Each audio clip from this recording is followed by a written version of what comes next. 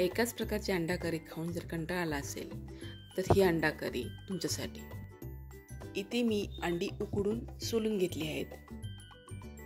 आता अंडी आडव्या बाजूने गोल गोल अशी कापायची आहेत। जास्त बारीक पातळ काप करायचे नाहीत, नाहीतर ते मसाल्यामध्ये घातल्यानंतर तुटून जातील।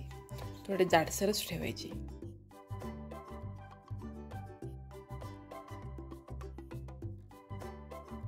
आता एका कढईमध्ये 2 चमचे तेल गरम करून घेतलं। तेल गरम झाल्यानंतर त्यामध्ये 1 छोटा चमचा जिरं टाकलं। जिरं चांगलं फुलल्यावर त्यामध्ये 2 मध्यम आकाराचे कांदे बारीक चिरून घातले। कांदा मंद गॅसवर 2 ते 3 मिनिटांसाठी चांगला लालसर होईपर्यंत परतून घ्यायचा आहे। कांदा चांगला परतला की त्यामध्ये 1 चमचा आलं लसूण पेस्ट घालायची आणि ती 1 ते 1.5 मिनिटांसाठी कांद्याबरोबर परतून घ्यायची। 1 मोठ्या आकाराचा टोमॅटो घेऊन त्याची मिक्सरमधून बारीक पेस्ट करून घ्यायची आणि ती आता ह्या कांद्यामध्ये घालायची। गॅस मंद करून 2 ते 3 मिनिटांसाठी टोमॅटो पेस्ट परतून घ्यायची।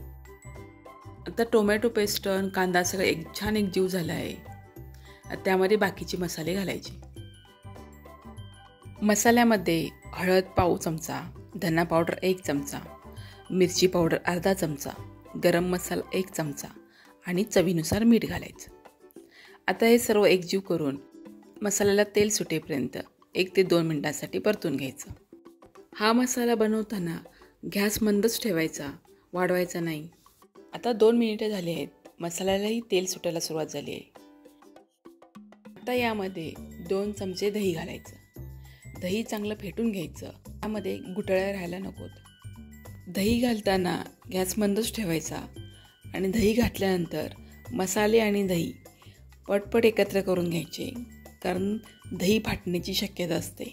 दही घातल्यानंतर पुन्हा 1 ते 1.5 मिनिटांसाठी मसाले आणि दही एकजीव करून घ्यायचे। दही व्यवस्थित मिसळल्यानंतर मसाल्याला छान चकाकी आली आहे आणि तेलही छान सुटलं आहे। आता त्यामध्ये अर्धी वाटी पाणी घालून घ्यायचं आणि सगळं एकत्र करून घ्यायचं। मी ज्या वाटीमध्ये दही फेटलं होतं त्याच वाटीने अर्धी वाटी पाणी घातलं आहे। आता पुन्हा 1 ते 2 मिनिटांसाठी हा मसाला आपल्याला शिजवून घ्यायचा आहे। आता आपला मसाला व्यवस्थित तयार झाला आहे। त्यामध्ये अंडी घालून घेऊ। अंडी घातल्यानंतर मसाला आणि अंडी हलक्या हाताने मिसळून घ्यायची।